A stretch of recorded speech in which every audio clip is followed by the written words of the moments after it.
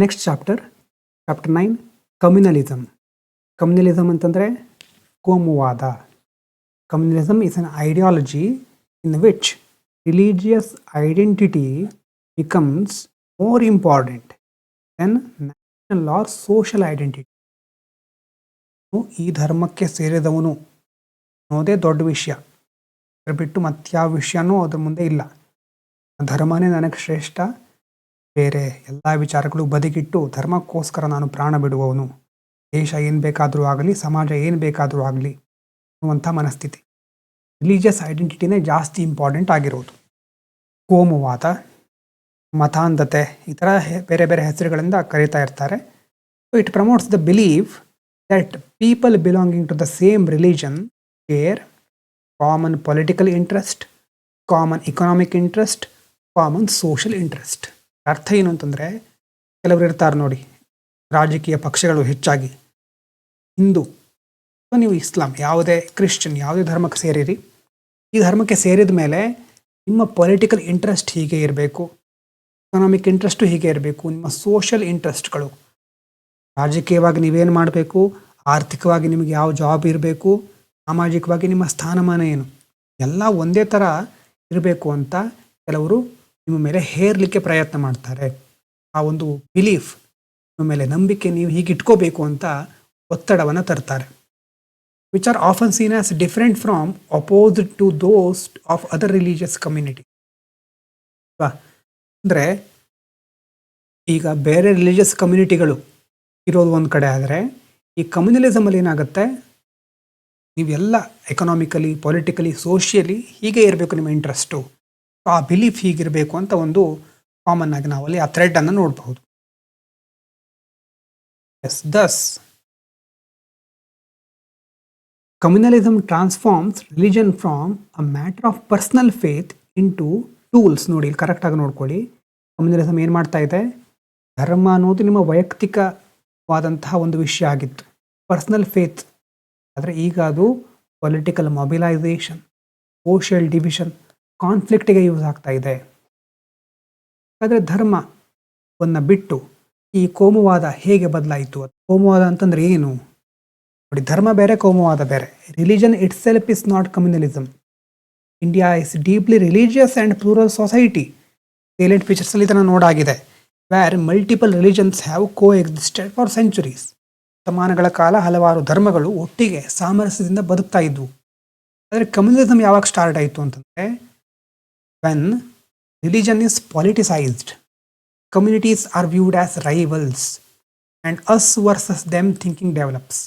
ಅದರ ಅರ್ಥ ಏನು, ರಾಜಕೀಯ ಉದ್ದೇಶಗಳಿಗೋಸ್ಕರ ಧರ್ಮವನ್ನು ಉಪಯೋಗಿಸ್ಕೊಳ್ಳಿಕ್ಕೆ ಸ್ಟಾರ್ಟ್ ಮಾಡಿದ್ದಾರೆ. ಮತ್ತು ಒಂದು ಕಮ್ಯುನಿಟಿ ಇನ್ನೊಂದು ಕಮ್ಯುನಿಟಿ, ಎರಡೂ ವಿರೋಧಿಗಳು, ಒಂದು ಇನ್ನೊಂದನ್ನು ವಿರೋಧಿಸ್ತಾ ಇದೆ ಅನ್ನುವಂಥ ಭಾವನೆ ಸೃಷ್ಟಿ ಮಾಡ್ತಾರೆ. ಮತ್ತು ನಾವು ಬೇರೆ, ಅವ್ರು ಬೇರೆ, ಅವರು ನಮ್ಮ ವಿರೋಧಿ, ನಾವು ಅವರು ಒಟ್ಟಿಗೆ ಇರಲಿಕ್ಕೆ ಸಾಧ್ಯನೇ ಇಲ್ಲ ಅನ್ನುವಂಥ ಒಂದು ಭಾವನೆ ಎಲ್ಲ ಕಮ್ಯುನಲಿಸಮ್ಗೆ ಕಾರಣ ಆಗುತ್ತೆ. ರಿಲಿಜನ್ ಮತ್ತು ಕಮ್ಯುನಿಸಮ್ ನಡುವೆ ಏನು ಡಿಫ್ರೆನ್ಸು ನೋಡಿ. ರಿಲಿಜನ್ ಅಂತಂದರೆ ಪರ್ಸ್ನಲ್ ಫೇತ್, ವೈಯಕ್ತಿಕವಾಗಿ ನಿಮಗೆ ನಂಬಿಕೆ ಇದೆ, ಅದು ಸ್ಪಿರಿಚುವಾಲಿಟಿಯನ್ನು ಪ್ರಮೋಟ್ ಮಾಡುತ್ತೆ, ಮೊರಾಲಿಟಿಯನ್ನು ಎನ್ಕರೇಜ್ ಮಾಡುತ್ತೆ, ಇನ್ಕ್ಲೂಸಿವ್ ಆಗಿರುತ್ತೆ, ಇದು ರಿಲಿಜನ್. ಕಮ್ಯುನಲಿಸಮ್ ಏನು, ಪೊಲಿಟಿಕಲ್ ಐಡಿಯಾಲಜಿ, ರಾಜಕೀಯವಾಗಿ ಉಪಯೋಗವಾಗುವಂಥ ಸಿದ್ಧಾಂತ, ಡಿವಿಷನನ್ನು ಪ್ರಮೋಟ್ ಮಾಡುತ್ತೆ, ಮತ್ತು ಎನ್ಕರೇಜ್ ಗ್ರೂಪ್ ಆ್ಯಂಟಗಾನಿಸಮ್. ಈ ಶಬ್ದದ ಅರ್ಥ ನೀವೇ ತಿಳ್ಕೊಳ್ಬೇಕು, ಹೇಳಿ ನೋಡೋಣ. ಯಾರಾದರೂ ಕೇಳಿದ್ದೀರಾ? ಆ್ಯಂಟಗಾನಿಸಮ್ ಸರಿ, ಬರ್ಸಿದ್ದೋ ಏನು ನನಗೆ ಗೊತ್ತಿಲ್ಲ, ಬರ್ಸಿಲ್ದೇ ಇದ್ದರೆ ಸರ್ಚ್ ಮಾಡಿ ತಿಳ್ಕೊಳ್ಳಿ ಈಗಲೇ. ಆ್ಯಂಟಗಾನಿಸಮ್ ಎನ್ಕರೇಜಸ್ ಗ್ರೂಪ್ ಆ್ಯಂಟಗಾನಿಸಮ್. ಅರ್ಥವನ್ನು ತಿಳ್ಕೊಂಡು ಕಮೆಂಟ್ ಮಾಡಿ. ಹಾಗೆ ಕಮ್ಯುನಲಿಸಮ್ ಆ್ಯಂಟಗಾನಿಸಮ್ನ ಎನ್ಕರೇಜ್ ಮಾಡುತ್ತೆ. ಮತ್ತು ಎಕ್ಸ್ಕ್ಲೂಸಿವ್ ಇನ್ ನೇಚರ್. ಇದು ರಿಲಿಜನ್ ಅನ್ನೋದು ಇನ್ಕ್ಲೂಸಿವ್, ಕಮ್ಯುನಲಿಸಮ್ ಅನ್ನೋದು ಎಕ್ಸ್ಕ್ಲೂಸಿವ್. ರಿಲಿಜನ್ ಎಲ್ಲರೂ ಒಟ್ಟಿಗೆ ಬದುಕೋಣ ಅಂತ ಹೇಳಿದರೆ, ಕಮ್ಯುನಲಿಸಮ್ ಏನು ಹೇಳುತ್ತೆ, ಅವ್ರು ಬೇರೆ ನಾವು ಬೇರೆ, ನಮ್ಮ ಧರ್ಮ ಬೇರೆ ನಿಮ್ಮ ಧರ್ಮ ಬೇರೆ ಅಂತ ಬಿರುಕುಗಳನ್ನು, ಗೋಡೆಗಳನ್ನು ಸೃಷ್ಟಿ ಮಾಡುತ್ತೆ. ಇನ್ನು ಕಮ್ಯುನಲಿಸಮಲ್ಲಿ ಯಾವ್ಯಾವ ಸ್ಟೇಜಸ್ ಇರುತ್ತೆ ಅಂತ ಬಿಪಿನ್ ಚಂದ್ರ ಅವರದೊಂದು ಫ್ರೇಮ್ ವರ್ಕ್ ಇದೆ. ಮೊದಲನೇ ಹಂತ ಏನಂತಂದರೆ, ಫಸ್ಟು ಸ್ಟೇಜಲ್ಲಿ ಕಮ್ಯುನಲ್ ಕಾನ್ಷಿಯಸ್ನೆಸ್ ಅಂತ ಅವ್ರು ಹೇಳ್ತಾರೆ. ಅಂದರೆ ನಾವು ಒಂದು ಧರ್ಮದ ಭಾಗ, people begin to believe that members of same religion share common interest. ನಮ್ಮದು ಹಿಂದೂ ಮುಸ್ಲಿಂ ಯಾವುದೋ ಒಂದು ಧರ್ಮ ಇದೆ ಅಂತ ಇಟ್ಕೊಳ್ಳೋಣ. ಸೊ ನಮ್ಮ ಧರ್ಮದವರು ಮತ್ತಾರ್ಯಾರು ಇದ್ದಾರೆ ನಮಗೆ ಸಿಗ್ತಾರೆ, ಅವರು ನಾವು ಒಂದೇ ಇಂಟ್ರೆಸ್ಟನ್ನು ಹೊಂದಿದ್ದೇವೆ. Hindu Muslim Sikh Christian have common social interest. Sorry. So ಈ ಸ್ಟೇಜ್ನಲ್ಲಿ ಡಿಫ್ರೆನ್ಸ್ ಇದೆ. ಹೌದು, ಮುಸ್ಲಿಮರು ಬೇರೆ ಹಿಂದೂ ಬೇರೆ ಇದೆ. ಆದರೆ ಹಾಸ್ಟಾಲಿಟಿ, ಅಷ್ಟು ವಿರೋಧಿ ಭಾವನೆ ಅಥವಾ ಪರಸ್ಪರ ಶತ್ರುಗಳು ಅಂತ ನೋಡ್ತಾ ಇಲ್ಲ. ಮೊದಲನೇ ಸ್ಟೇಜಲ್ಲಿ ಜಸ್ಟ್ ಡಿಫ್ರೆನ್ಸ್ ಬೇರೆ ಬೇರೆ ಡಿಫ್ರೆನ್ಸ್ ಇದೆ, ಅವ್ರು ಬೇರೆ ನಾವು ಬೇರೆ ಅಷ್ಟೇ, ಅಲ್ಲಿಗೆ ಇದೆ. ಇದು ಕಮ್ಯುನಲ್ ಕಾನ್ಷಿಯಸ್ನೆಸ್ ಅನ್ನೋದು ಮೊದಲನೇ ಸ್ಟೇಜು. ಎರಡನೇದು ಲಿಬರಲ್ ಕಮ್ಯುನಲಿಸಮ್. ಅಂದರೆ communities begin to see their interest as separate, mutually exclusive. ಅವ್ರು ಬೇರೆ ನಾವು ಬೇರೆ ಅಂತ ಅಂದ್ಕೊಳ್ಳೋದು ಮೊದಲನೇ ಸ್ಟೇಜ್. ಆದರೆ ಎರಡನೇ ಸ್ಟೇಜು ಅವ್ರು ಕಂಪ್ಲೀಟ್ ಆಗಿ ಬೇರೆ, ನಮಗೆ ಅವರಿಗೆ ಹೊಂದಾಣಿಕೆನೇ ಇಲ್ಲ, ಮ್ಯೂಚುವಲಿ ಎಕ್ಸ್ಕ್ಲೂಸಿವ್. ಬರೀ ಭಿನ್ನಾಭಿಪ್ರಾಯ ಮಾತ್ರ ಇಲ್ಲ, ಅವರ ಅಭಿಪ್ರಾಯ ನಮ್ಮ ಅಭಿಪ್ರಾಯಗಳಿಗೆ ಕಂಪ್ಲೀಟ್ ವಿರುದ್ಧ. So demanding separate political representation. ಈ ಒಂದು ಎಕ್ಸಾಂಪಲ್ ನೀವು ನೋಡ್ಬೋದು, ನಮ್ಮ ಧರ್ಮಕ್ಕೆ ಬೇರೆನೇ ರೆಪ್ರೆಸೆಂಟೇಷನ್ ಬೇಕು, ಮ್ಯೂಚುವಲಿ ಎಕ್ಸ್ಕ್ಲೂಸಿವ್ ಅಂತ ಇರೋದು ಎರಡನೇ ಸ್ಟೇಜು. ಆವಾಗ ಐಡೆಂಟಿಟಿ ಬೇಸ್ಡ್ ಪೊಲಿಟಿಕ್ಸ್ ಸ್ಟಾರ್ಟ್ ಆಗುತ್ತೆ. ಧರ್ಮದ ಆಧಾರದ ಮೇಲೆ ವೋಟ್ ಕೇಳಲಿಕ್ಕೆ ಬರ್ತಾರೆ. ಸೋಷಲ್ ಸಪ್ರೇಷನ್ ಅದನ್ನು ನೋಡ್ತೇವೆ ಎರಡನೇ ಸ್ಟೇಜಲ್ಲಿ. ಮೂರನೇ ಸ್ಟೇಜ್, ಫೈನಲ್ ಸ್ಟೇಜಲ್ಲಿ ಏನಾಗುತ್ತೆ, communities begin to believe that interest are incompatible, coexistence impossible. ಮೊದಲನೇ ಸ್ಟೇಜು ನಾವು ಅವರು ಬೇರೆ ಬೇರೆ. ಎರಡನೇದು ಅವರ ವಿಚಾರ ನಮ್ಮ ವಿಚಾರ ಒಪ್ಪಿಗೆ ಆಗುವಂಥದ್ದಲ್ಲ. ಮೂರನೇದು ನಾವು ಒಟ್ಟಿಗೆ ಬದುಕಲಿಕ್ಕೆ ಸಾಧ್ಯನೇ ಇಲ್ಲ, ಕೋ ಎಕ್ಸಿಸ್ಟೆನ್ಸ್ ಇಸ್ ಇಂಪಾಸಿಬಲ್. ಈ ಸ್ಟೇಜ್ನಲ್ಲಿ ವೈಲೆನ್ಸ್ ಕ್ರಿಯೇಟ್ ಆಗಬಹುದು, ಸಪ್ರೇಟಿಸಮ್ ಬೇರೆ ಬೇರೆ ಬೇರೆನೇ ಆಗಬೇಕು, ಮತ್ತು ಪಾರ್ಟಿಷನಿಸ್ಟ್ ಅಂದರೆ ಈಗ ಒಂದು ರಾಜ್ಯವನ್ನು ಅಥವಾ ಭೂಭಾಗವನ್ನು ಒಡೆದು ಇಷ್ಟು ಭಾಗ ನಮಗೆ ಅಷ್ಟು ಭಾಗ ನಿಮಗೆ ಸಪ್ರೇಟಾಗಿ ಬೇರೆ ಆಗಿರಬೇಕು. ಪಾರ್ಟಿಷನ್ ಆಫ್ ಇಂಡಿಯಾ ಅಥವಾ ನಮ್ಮ ದೇಶ ಹುಟ್ಟಿದ್ದೇ ಆ ಒಂದು ಕಪ್ಪು ಛಾಯೆಯಲ್ಲಿ. ಆ ರಿಲಿಜನ್ನು, ಆ ಪಾರ್ಟಿಷನ್ನು ರಿಲಿಜನ್ ಬೇಸಿಸ್ ಮೇಲೆ ಪಾಕಿಸ್ತಾನ ಭಾರತ ಅಂತ ಡಿವೈಡ್ ಆಯ್ತಲ್ವ, ಆವಾಗ ಹಿಸ್ಟೋರಿಕಲ್ ಎಕ್ಸಾಂಪಲ್ ಸಹ ನಮ್ಮ ಮುಂದಿದೆ. ಸೊ ಮೂರು ಸ್ಟೇಜಸ್ ಆಫ್ ಕಮ್ಯುನಲಿಸಮಲ್ಲಿ ಮೊದಲನೇದು ಕಾನ್ಷಿಯಸ್ನೆಸ್ಸು, ಕಮ್ಯುನಲ್ ಕಾನ್ಷಿಯಸ್ನೆಸ್ಸು. ಎರಡನೇದು ಲಿಬರಲ್ ಕಮ್ಯುನಲಿಸಮು. ಮೂರನೇದು ಎಕ್ಸ್ಟ್ರೀಮ್ ಕಮ್ಯುನಲಿಸಮ್. ಇನ್ನು ನಮ್ಮ ದೇಶದಲ್ಲಿ ಈ ಕಮ್ಯುನಲಿಸಮ್ಗೆ ಏನೇನು ಕಾರಣಗಳು ಅಂತ ನೋಡೋದಾದರೆ, ಹಿಸ್ಟೋರಿಕಲ್ಲು, ಪೊಲಿಟಿಕಲ್ಲು, ಎಕನಾಮಿಕ್ಕು, ಸೋಷಿಯಲ್ಲು, ಸೈಕಾಲಜಿಕಲ್ಲು, ಇಷ್ಟು ರೀಸನ್ಸ್ ಇದೆ. ಹಿಸ್ಟೋರಿಕಲ್ ಅಂತಂದರೆ ಡಿವೈಡ್ ಆ್ಯಂಡ್ ರೂಲ್ ಪಾಲಿಸಿ. ಬ್ರಿಟಿಷರು ಬೇಕು ಅಂತಾನೆ deliberately created divisions among communities. ಕಮ್ಯುನಿಟಿಗಳ ನಡುವೆ ಡಿವಿಷನ್ನ ಕ್ರಿಯೇಟ್ ಮಾಡಿದ್ದಾರೆ. ಬೆಂಗಾಲ್ ಪಾರ್ಟಿಷನ್ ಮಾಡೋದಿರ್ಬೋದು, ಸಪ್ರೇಟ್ ಎಲೆಕ್ಟೊರೇಟ್ಸನ್ನು ಇಂಟ್ರೊಡ್ಯೂಸ್ ಮಾಡಿರೋದು. ಮತ್ತು ಅದ್ರ ಜೊತೆ ಹಿಸ್ಟ್ರಿಯನ್ನು ಯಾವ ಥರ ಬಿಂಬಿಸಿದ್ದಾರೆ ಅಂತಂದರೆ, ಹಿಂದೂ ಪೀರಿಯಡ್ ಆಮೇಲೆ ಮುಸ್ಲಿಂ ಪೀರಿಯಡ್ ಈ ರೀತಿ ಅಲ್ವಾ. ಯಾವುದೇ ಒಂದು ಕಾಲಘಟ್ಟ ಒಂದೇ ಧರ್ಮಕ್ಕೆ ಸೀಮಿತ ಆಗಿರೋದಿಲ್ಲ. ಯಾಕಂದರೆ ಅಲ್ಲಿ ತುಂಬ ಕಾಂಪ್ಲೆಕ್ಸ್ ಆಗಿರೋ ಸೋಷಿಯೋ ಎಕನಾಮಿಕ್ ಇವಲ್ಯೂಷನ್ ಆಗ್ತಾ ಇರುತ್ತೆ. ಒಂದೇ ಧರ್ಮಕ್ಕೆ ಇಡೀ ಕಾಲಘಟ್ಟವನ್ನು ಸೀಮಿತಗೊಳಿಸ್ಲಿಕ್ಕೆ ಆಗೋದಿಲ್ಲ. ಆದರೆ ಹಿಸ್ಟ್ರಿಯಲ್ಲಿ ಕೆಲವೊಂದು ಸರಿ ಏನು ಮಾಡಿಬಿಡ್ತಾರೆ, ಮೊದಲು ಹಿಂದೂಗಳ ಕಾಲ ಆಮೇಲೆ ಮುಸ್ಲಿಮರ ಕಾಲ ಅಂತ ಕಂಪ್ಲೀಟ್ ಆ ರೀತಿ ರೆಪ್ರೆಸೆಂಟ್ ಮಾಡ್ತಾರೆ. ಅದರಿಂದ ಮಿಸ್ಟ್ರಸ್ಟ್ ಕ್ರಿಯೇಟ್ ಆಗುತ್ತೆ, ಹಿಸ್ಟೋರಿಕಲ್ ರಿಸೆಂಟ್ಮೆಂಟ್ ಆಗಿಬಿಡುತ್ತೆ. ನೀವು ಪೊಲಿಟಿಕಲ್ ಫ್ಯಾಕ್ಟರ್ಸ್ ನೋಡೋದಾದರೆ, ಈಗಲೇ ಆವಾಗ ನೋಡಿದ್ವಲ್ವ, political actors sometimes mobilise voters based on religion rather than development issues. ಅಭಿವೃದ್ಧಿ ಎಷ್ಟಾಗಿದೆ ಅಥವಾ ಏನೇನು ಕೆಲಸಗಳಾಗಿದೆ ಅದರ ಬಗ್ಗೆ ಫೋಕಸ್ ಮಾಡದೆ ಧರ್ಮಕ್ಕೋಸ್ಕರ, ಧರ್ಮವನ್ನು ಆಧಾರವಾಗಿ ಇಟ್ಕೊಂಡು ವೋಟರ್ಸ್ ಮೊಬಿಲೈಸ್ ಮಾಡೋದು. ಅದರಿಂದ ವೋಟ್ ಬ್ಯಾಂಕ್ ಪಾಲಿಟಿಕ್ಸು, ಪೋಲರೈಸೇಷನ್, ಧ್ರುವೀಕರಣ, ಕಮ್ಯುನಲ್ ನರೇಟಿವ್ಸ್ ಸೃಷ್ಟಿ ಆಗ್ತಾ ಹೋಗುತ್ತೆ. ವಾಟ್ಸಪ್ ಫಾರ್ವರ್ಡ್ಗಳು ಜಾಸ್ತಿ ಆಗ್ತಾ ಹೋಗುತ್ತೆ. Next political opportunism. ಈ ರಿಲಿಜಿಯಸ್ ಸೆಂಟಿಮೆಂಟ್ಸ್ಗಳನ್ನೇ ಶಾರ್ಟ್ ಟರ್ಮ್ ಎಲೆಕ್ಟೋರಲ್ ಗೇನ್ಸಿಗೋಸ್ಕರ, ಎಮೋಷನಲ್ ಮೊಬಿಲೈಸೇಷನ್ಗೋಸ್ಕರ ಯೂಸ್ ಮಾಡ್ಕೊಳ್ತಾರೆ, ಎಕ್ಸ್ಪ್ಲಾಯ್ಟ್ ಮಾಡ್ತಾರೆ. Communalism is often less about religion itself, more about, ನೋಡಿ ಕರೆಕ್ಟಾಗಿ, ಕಮ್ಯುನಲಿಸಮ್ ಅನ್ನೋದು ಬರೀ ಧರ್ಮಕ್ಕೆ ಸೀಮಿತ ಆಗಿರೋದಲ್ಲ, ಅದಕ್ಕಿಂತ ಜಾಸ್ತಿ ಅದು power, political control, resource mobilisation ಕಡೆ ಫೋಕಸ್ ಮಾಡ್ತಾ ಇದೆ. Socio economic factors. ಅಂದರೆ ನನಗೆ ಇಲ್ಲಿ ಸ್ವಲ್ಪ ಕರೆಂಟ್ ಮತ್ತು ಕೆಲವು ಸಮಸ್ಯೆಗಳಿರೋದ್ರಿಂದ ನಾನು ಬಹಳ ಫಾಸ್ಟಾಗಿ ಹೇಳ್ತಾ ಇದ್ದೇನೆ. ಸ್ಪೀಡ್ ಅಡ್ಜಸ್ಟ್ ಮಾಡ್ಕೊಳ್ಳಿ ಮತ್ತು ಆವಾಗವಾಗ ಪಾಸ್ ಮಾಡಿ ಸರಿಯಾಗಿ ತಿಳ್ಕೊಳ್ಳಿ ಬೇಕಿದ್ದರೆ. ಅಪ್ಲೋಡ್ ಮಾಡಲಿಕ್ಕೆ ಆಮೇಲೆ ಪವರ್ ಇಶ್ಯೂ ನೆಟ್ವರ್ಕ್ ಇಲ್ಲದೆ ಇದ್ದರೆ ಸಮಸ್ಯೆ ಆಗುತ್ತೆ ಅಂತ ನಾನು ಇದಲ್ಲಿ ಹೋಗ್ತಾನೇ ಇದ್ದೇನೆ. ಸ್ಪೀಡು ಮತ್ತು ಕೆಲವೊಂದನ್ನು ಅಡ್ಜಸ್ಟ್ ಮಾಡ್ಕೊಳ್ಬೇಕಾಗ್ಬೋದು. ತೊಂದರೆಗಳಾದರೆ ದಯವಿಟ್ಟು ಸೋಷಿಯೋ ಎಕನಾಮಿಕ್ ಫ್ಯಾಕ್ಟರ್ಸ್ ಅಂದರೆ ರಿಲೇಟಿವ್ ಡೆಪ್ರಿವೇಷನ್. ಒಂದು ಗ್ರೂಪ್, ಒಂದು ಜನಾಂಗ, ಒಂದು ಧರ್ಮದವರು ಇವಾಗ ಏನು ಫೀಲಿಂಗ್ ಅನುಭವಿಸ್ತಾ ಇರ್ತಾರೆ ಅಂತಂದರೆ, ಆ ಧರ್ಮಕ್ಕೆ ಎಲ್ಲ ಅವಕಾಶ ಸಿಗ್ತಾ ಇದೆ, ನಮ್ಮನ್ನು ಯಾರೂ ಪರಿಗಣಿಸೋರೇ ಇಲ್ಲ, ನಮ್ಮನ್ನು ಹಿಂದುಳಿಸಿದ್ದಾರೆ, ನಮ್ಮನ್ನು ಡಿಪ್ರೈವ್ ಅವಕಾಶದಿಂದ ವಂಚಿಸಿದ್ದಾರೆ, ಎಕ್ಸ್ಕ್ಲೂಡ್ ಮಾಡ್ತಾ ಇದ್ದಾರೆ, ಬೇರೆಯವರಿಗೆ ಕಂಪೇರ್ ಮಾಡ್ತಿದ್ರೆ ನಾವು ತುಂಬ ಹಿಂದುಳಿದಿದ್ದೇವೆ, left behind compare to others. ಏನಂತ ಕರೀತಾರೆ? Relative deprivation. ಒಂದು ಗುಂಪು ಹಿಂದುಳಿದ ಭಾವನೆಯನ್ನು ಅನುಭವಿಸ್ತಾ ಇರುತ್ತೆ, ಅವಕಾಶ ವಂಚಿತರಾಗಿರೋ ಭಾವನೆಯನ್ನು ಅನುಭವಿಸ್ತಾ ಇರುತ್ತೆ. ಅದು relative deprivation compare to another group. Example, ಜಾಬ್ಸಲ್ಲಿ, ಎಜುಕೇಷನ್ನು ಮತ್ತು ಪೊಲಿಟಿಕಲ್ ರೆಪ್ರೆಸೆಂಟೇಷನ್ನಲ್ಲಿ ಇನ್ಇಕ್ವಾಲಿಟಿ ಇರೋದು. ನಮಗೆ ಏನೂ ಅವಕಾಶ ಸಿಗ್ತಾ ಇಲ್ಲ, ಆ ಧರ್ಮದವರಿಗೆ ಎಲ್ಲ ಸಿಗ್ತಾ ಇದೆ. ಅದು ರಿಲೇಟಿವ್ ಡೆಪ್ರಿವೇಷನ್. ಅದರ ಜೊತೆ ಕಾಂಪಿಟಿಷನ್ ಫಾರ್ ರಿಸೋರ್ಸಸ್, ಲ್ಯಾಂಡ್ ಇರಬಹುದು, ಎಂಪ್ಲಾಯ್ಮೆಂಟು, ಹೌಸಿಂಗು, ಗೌರ್ಮೆಂಟ್ ಬೆನಿಫಿಟ್. ಅಂದರೆ ರಿಸೋರ್ಸ್ಗಳು ತುಂಬ ಕಡಿಮೆ ಇದೆ, ಅಲೋಕೇಶನ್ ಮಾಡಬೇಕಾದ್ರೆ ಎಲ್ಲರಿಗೂ ಸಮರ್ಪಕವಾಗಿ ತೃಪ್ತಿ ಆಗೋ ಥರ ಮಾಡಲಿಕ್ಕೆ ಆಗೋದಿಲ್ಲ. ಯಾವುದಾದ್ರೂ ಒಂದು ಕಡೆ ಏರುಪೇರು ಆಗುತ್ತೆ. ಮತ್ತು ಇದು ಐಡೆಂಟಿಟಿ ಬೇಸ್ಡ್ ಮೊಬೈಲೈಸೇಷನ್ನ ಇಂಟೆನ್ಸಿಫೈ ಮಾಡುತ್ತೆ. ಧರ್ಮದ ಆಧಾರದ ಮೇಲೆ ಅಂದರೆ ಅದನ್ನು ಬೇರೆ ಬೇರೆ ಆಗೋದು, ಧರ್ಮವನ್ನು ಆಧಾರವಾಗಿ ಇಟ್ಕೊಂಡು ಇನ್ನೊಬ್ಬರನ್ನು ದ್ವೇಷಿಸೋದು ಜಾಸ್ತಿ ಆಗ್ತಾ ಹೋಗುತ್ತೆ. Next, psychological factors. Communities develop simplified and negative images about each other.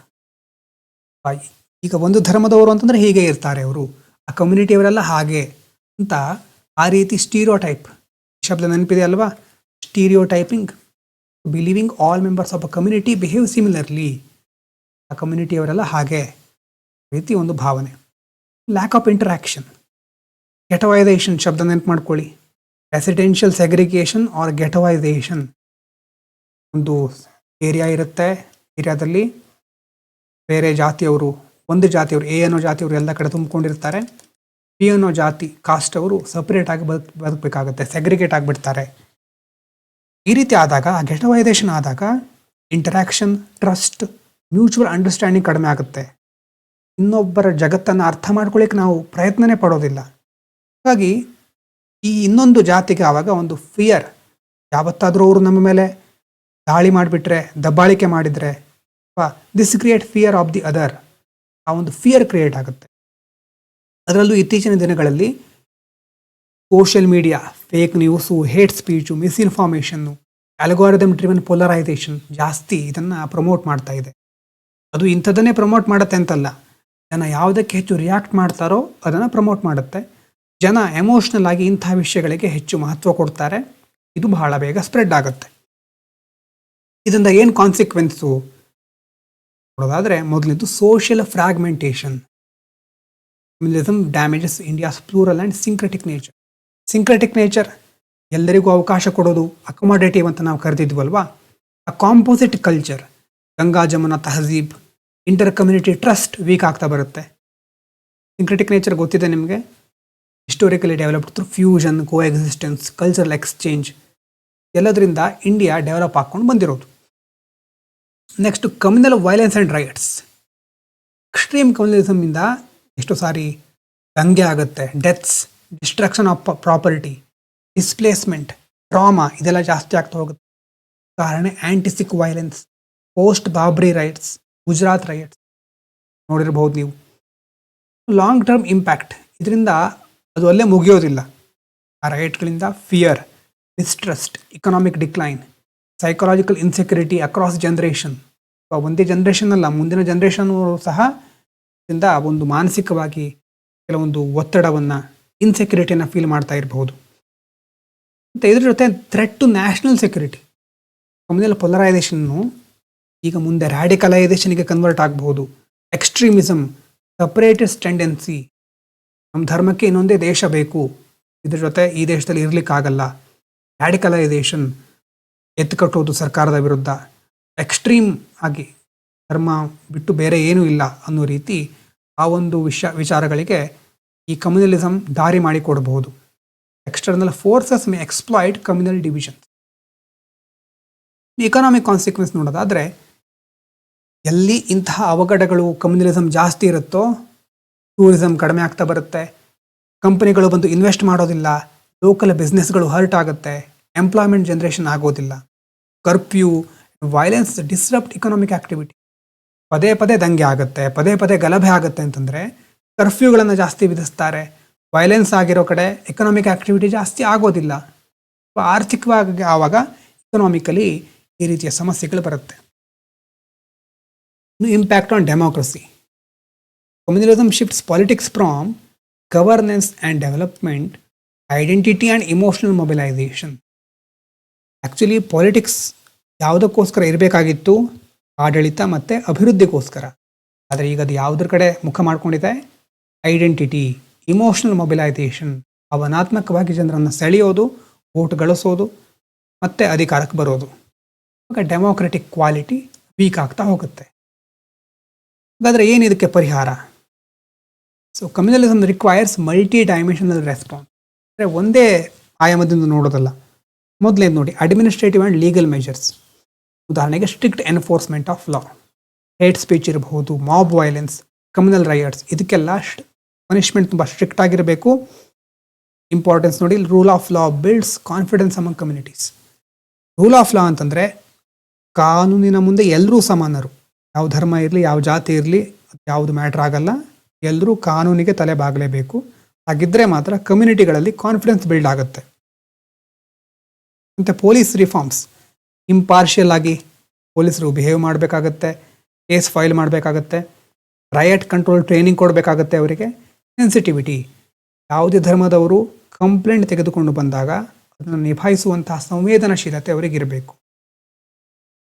Next educational and cultural measures, value based education. Education ಹೇಗಿರಬೇಕು ಅಂತಂದರೆ ಕಾನ್ಸ್ಟಿಟ್ಯೂಷನಲ್ ಮೊರಾಲಿಟಿಯನ್ನು ಪ್ರಮೋಟ್ ಮಾಡಬೇಕು. ಸೆಕ್ಯುಲರಿಸಮ್, ಹ್ಯುಮ್ಯಾನಿಸಮ್, ಸೈಂಟಿಫಿಕ್ ಟೆಂಪರ್, ಇದನ್ನು ಪ್ರಮೋಟ್ ಮಾಡೋ ಎಜುಕೇಷನ್ ಬೇಕು ನಮಗೆ. ಮತ್ತು ಹಿಸ್ಟ್ರಿಗೆ ಸಂಬಂಧಪಟ್ಟ ಹಾಗೆ ಅಲ್ಲಿ ಕಮ್ಯುನಲ್ ಬಯಾಸ್ ಇರಬಾರ್ದು, ಓವರ್ ಸಿಂಪ್ಲಿಫಿಕೇಷನ್ ಇರಬಾರ್ದು, ಮತ್ತು ಗ್ಲೋರಿಫಿಕೇಷನ್ ಆಫ್ ಕಾನ್ಫ್ಲಿಕ್ಟ್ ಅದನ್ನು ಸಹ ನಾವು ಹಿಸ್ಟ್ರಿಯಲ್ಲಿ ಮಾಡಬಾರ್ದು. ಅದರ ಬದಲು shared heritage, social evolution, cultural exchange, ಇದನ್ನು ನಾವು ಜಾಸ್ತಿ ನಮ್ಮ ಮಕ್ಕಳಿಗೆ, ಮುಂದಿನ ಮಕ್ಕಳಿಗೆ ತಿಳಿಸ್ಕೊಡ್ಬೇಕು.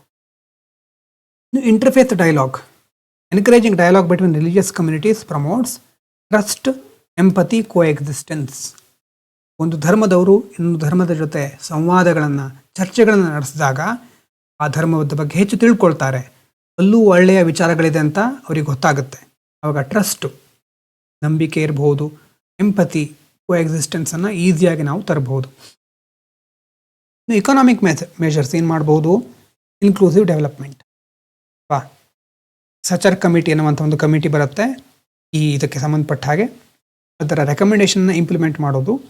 ಇನ್ನು ಸೋಷಿಯೋ ಎಕನಾಮಿಕ್ ಇನ್ಇಕ್ವಾಲಿಟಿ, ಬೇರೆ ಬೇರೆ ಕಮ್ಯುನಿಟಿಗಳ ನಡುವೆ ಒಂದೇ ಧರ್ಮ ಯಾವಾಗಲೂ ಅಧಿಕಾರದಲ್ಲಿರುತ್ತೆ, ಯಾವಾಗಲೂ ಆ ಧರ್ಮದವರೇ ಅಧಿಕಾರವನ್ನು ಉಪಯೋಗಿಸ್ತಾ ಇರ್ತಾರೆ, ಬೇರೆ ಧರ್ಮದವರನ್ನು ಕೀಳಾಗಿ ನೋಡ್ತಾರೆ ಅನ್ನುವ ಪರಿಸ್ಥಿತಿ ಇರಬಾರ್ದು. ಸಾಮಾಜಿಕವಾಗಿ, ಆರ್ಥಿಕವಾಗಿ ಎಲ್ಲರಿಗೂ ಸಮಾನ ಅವಕಾಶಗಳು ಸಿಗಬೇಕು, ಇನ್ಇಕ್ವಾಲಿಟಿ ಕಡಿಮೆ ಆಗಬೇಕು. ಅದಕ್ಕೋಸ್ಕರನೇ ಇನ್ಕ್ಲೂಸಿವ್ ಗ್ರೋತ್ ಅಂತ ಹೇಳ್ತೀವಿ ನೋಡಿ, ಎಲ್ಲರನ್ನ ಒಳಗೊಂಡಂತಹ ಬೆಳವಣಿಗೆ, ಇನ್ಕ್ಲೂಸಿವ್ ಡೆವಲಪ್ಮೆಂಟ್, ಇನ್ಕ್ಲೂಸಿವ್ ಗ್ರೋತ್ ಬಹಳ ಇಂಪಾರ್ಟೆಂಟ್ ಆಗಿರುತ್ತೆ. Economic insecurity often strengthens identity politics.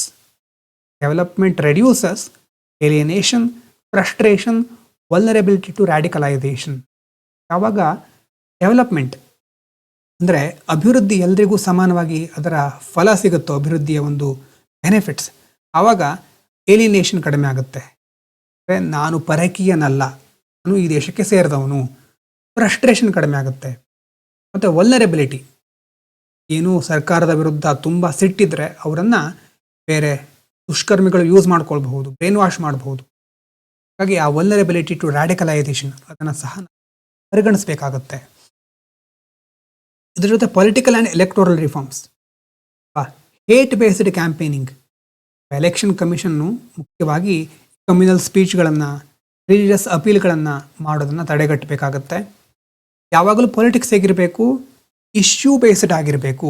Politics should focus on education, health, employment, governance ಇದರ ಮೇಲೆ ಫೋಕಸ್ ಮಾಡಬೇಕೆ ಹೊರತು ರಿಲಿಜಿಯಸ್ ಪೋಲರೈಸೇಷನ್ ಮೇಲೆ ಅಲ್ಲ. ಇದರ ಜೊತೆ ರೋಲ್ ಆಫ್ ಸಿವಿಲ್ ಸೊಸೈಟಿ ಮತ್ತು ಮೀಡಿಯಾ ಅವರದ್ದು ಪಾತ್ರ ಪ್ರಮುಖವಾಗಿರುತ್ತೆ. ಅದರಲ್ಲೂ NGO, youth groups, community organisation, peace promote ಮಾಡೋದಿರಬಹುದು, ಡೈಲಾಗ್ ಆರ್ಗನೈಸ್ ಮಾಡೋದು, ಸ್ಟೀರಿಯೋಟೈಪನ್ನು ಕಡಿಮೆ ಮಾಡೋದು, ಸಿವಿಲ್ ಸೊಸೈಟಿ ಅದರಲ್ಲಿ ಸರಿಯಾಗಿ ಪಾಲ್ಗೊಂಡ್ರೆ ಸಾಧ್ಯ ಆಗುತ್ತೆ. ಮೀಡಿಯಾ ಏನು ಮಾಡಬಹುದು? ಸೆನ್ಸೇಷನಲಿಸಮ್, ಪ್ರಮುಖ ಸುದ್ದಿ ಅಂತ ಹೇಳಿ ಯಾವ್ಯಾವುದು ಧರ್ಮದ ವಿರುದ್ಧ ಏನೇನು ಪ್ರಸಾರ ಮಾಡೋದಲ್ಲ, ಮಿಸ್ಇನ್ಫಾರ್ಮೇಷನ್ ಕಡಿಮೆ ಮಾಡಬೇಕು. ಇನ್ಫ್ಲಮೇಟರಿ ರಿಪೋರ್ಟಿಂಗ್,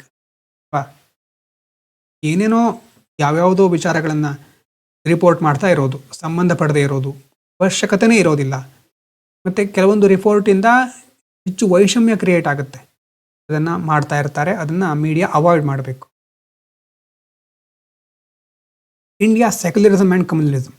ನೋಡಿ, ಭಾರತದಲ್ಲಿ ಸೆಕ್ಯುಲರಿಸಮ್ ಅನ್ನುವಂಥ ಕಾನ್ಸೆಪ್ಟು ಇದೆ. ಎಲ್ಲಿದೆ ಅದು? ಪ್ರಿಯಾಂಬಲ್ನೇ ಇದೆ ನೋಡಿ. Sovereign socialist secular democratic republic ಅಲ್ಲಿ ಬಂದಿದ್ದು ನಿಮ್ಗೆ ಗೊತ್ತಿರಬಹುದು. India follows unique model of secularism. ಭಾರತದ ಸೆಕ್ಯುಲರಿಸಮ್ ಹೇಗಿದೆ ಅಂತಂದರೆ, ಬೇರೆ ವೆಸ್ಟರ್ನ್ ಕಂಟ್ರೀಸ್ಗಳಲ್ಲಿ ದೇಶ ಸರ್ಕಾರ ಬೇರೆನೆ, ಧರ್ಮ ಬೇರೆನೆ ಅಂತ ಟ್ರೀಟ್ ಮಾಡ್ತಾರೆ. ಅದು ಅಲ್ಲಿನ ಮಾಡೆಲ್ ಆಫ್ ಸೆಕ್ಯುಲರಿಸಮ್.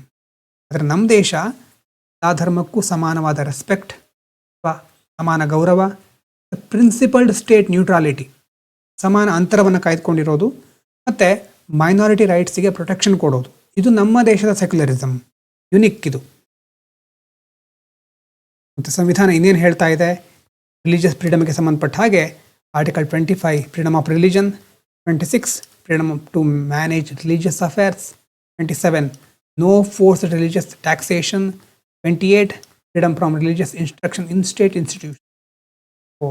ಪ್ರತಿ ಆರ್ಟಿಕಲನ್ನು ನಾವು ಪೊಲಿಟಿಕಲ್ ಡೀಟೇಲ್ ಆಗಿ ನೋಡಬೇಕು. ಆದರೆ ಇಲ್ಲಿ ಲಿಂಕ್ ಆಗುತ್ತೆ ಅನ್ನೋದು ಗೊತ್ತಿರಲಿ. ಸೆಕ್ಯುಲರಿಸಮ್, ರಿಲಿಜನ್ ಅಂತ ಬಂದಾಗ ಕಾನ್ಸ್ಟಿಟ್ಯೂಷನಲ್ ಡೈಮೆನ್ಷನ್ ನೀವು ಸ್ವಲ್ಪನಾದರೂ ಮೆನ್ಷನ್ ಮಾಡಬೇಕು. ಇನ್ನು ಕ್ರಿಟಿಕಲ್ ಅನಾಲಿಸಿಸ್. ಈ ಇತ್ತೀಚಿನ ದಿನಗಳಲ್ಲಿ ಕಾನ್ಸ್ಟಿಟ್ಯೂಷನಲ್ ಸೇಫ್ ಗಾರ್ಡ್ ಇದೆ, ಇಂಡಿಪೆಂಡೆಂಟ್ ಜುಡಿಷಿಯರಿ ಇದೆ, ಮತ್ತು ಸಿವಿಲ್ ಸೊಸೈಟಿ ಆ್ಯಕ್ಟಿವ್ ಆಗ್ತಾ ಇದೆ. So inter community interaction urban ಏರಿಯಾಸ್ಗಳಲ್ಲಿ ಜಾಸ್ತಿ ನಾವು ನೋಡ್ತಾ ಇದ್ದೇವೆ. ಇದು ಒಳ್ಳೆಯ ಬೆಳವಣಿಗೆ ಅಂತ ಹೇಳ್ಬೋದು. ಆದರೆ ಚಾಲೆಂಜಸ್ ಏನೇನು? Political polarisation, hate speech, social media misinformation, economic inequality, identity based mobilisation ಎಲ್ಲ ಚಾಲೆಂಜಸ್. ಹಾಗಾಗಿ ನಾವು ಯಾವುದ್ರ ಕಡೆ ಈಗ ಬದಲಾಗಬೇಕು ಅಂತಂದರೆ, ಫ್ರಮ್ ಟಾಲರೆನ್ಸ್ ಟು ಅಕ್ಸೆಪ್ಟೆನ್ಸ್. ಸಹಿಸ್ಕೊಳ್ಳೋದು ಸಹಿಷ್ಣುತೆ ಮೊದಲನೇ ಹಂತ, ಆದರೆ ಸ್ವೀಕರಿಸುವ ಮನೋಭಾವ. Tolerance means I hello your existence. ನೀವು ನಮ್ಮ ಜೊತೆ ಬದುಕಲಿಕ್ಕೆ ನಾನು ಒಪ್ಪಿಗೆ ಕೊಡ್ತೇನೆ ಅನ್ನೋದು ಟಾಲರೆನ್ಸ್. ಆದರೆ ಅಕ್ಸೆಪ್ಟೆನ್ಸ್ ಅಂತಂದ್ರೆ ಏನು? I respect your equal dignity. ಜೊತೆ ನೀವು ಬದುಕೋದು ಮಾತ್ರ ಅಲ್ಲ, ಅದಕ್ಕೂ ನಾನು ಒಪ್ಪಿಗೆ ಕೊಟ್ಟಿದ್ದೇನೆ. ಅದ್ರ ಜೊತೆ ನಿಮ್ಮ ಘನತೆಗೆ ಸಹ ನಾವು ಗೌರವ ಕೊಡ್ತೇನೆ, ಅದನ್ನು ನಾನು ಗೌರವಿಸ್ತೇನೆ. ನಿಮಗೂ ನಮ್ಮಷ್ಟೇ ಹಕ್ಕುಗಳಿದೆ, ಅಷ್ಟೇ ಘನತೆ ಇದೆ, ಟು ಅಕ್ಸೆಪ್ಟೆನ್ಸ್. ಹಾಗಾಗಿ India must move from mere coexistence to genuine mutual respect. ಇದನ್ನು ನೀವು ಎಸ್ಸೆಗಳಲ್ಲಿ ಅಥವಾ ಕನ್ಕ್ಲೂಷನಲ್ಲಿ ಬಳಸ್ಕೋಬಹುದು. ಹಾಗಾಗಿ ಕಮ್ಯುನಲಿಸಮ್ ಅನ್ನೋದು ಒಂದು ಸೀರಿಯಸ್ ಥ್ರೆಟ್ ನಮ್ಮ ದೇಶಕ್ಕೆ. ಇಂಡಿಯಾ ಸೆಕ್ಯುಲರ್, ಪ್ಲೂರಲ್ ಮತ್ತು democratic fabric. While religion itself can be a source of morality and social cohesion, communalism politicises religious identity and creates division create ಮಾಡ್ತಾ ಇದೆ. Long term solution lies in strengthening constitutional values. ಸಾಂವಿಧಾನಿಕ ಮೌಲ್ಯಗಳನ್ನು ಇನ್ನಷ್ಟು ಬಲಗೊಳಿಸಬೇಕು. Inclusive development, quality education, interfaith harmony and strong civic identity are being an Indian citizen primary public identity above all communal divisions. ನಾವು ಭಾರತೀಯರು ಆಗಿರಬೇಕೆ ಹೊರತು ಧರ್ಮದವರು, ಯಾವ ಜಾತಿಯವರು, ಯಾವ ಪ್ರದೇಶದವರು ಅನ್ನೋದು ಆಮೇಲೆ. ಮೊದಲು ನಾವು ಭಾರತೀಯರು, ಇಂಡಿಯನ್ ಸಿಟಿಸನ್ ಅನ್ನೋದು ಪ್ರೈಮರಿ ಪಬ್ಲಿಕ್ ಐಡೆಂಟಿಟಿ ಆಗಿರಬೇಕು ಅಂತ ಇಲ್ಲಿ ಹೇಳ್ತಾ ಇದ್ದಾರೆ. ಕಾನ್ಸೆಪ್ಟ್ ಅರ್ಥ ಆಗಿರ್ಬೋದು ಅಂದ್ಕೊಳ್ತೇನೆ.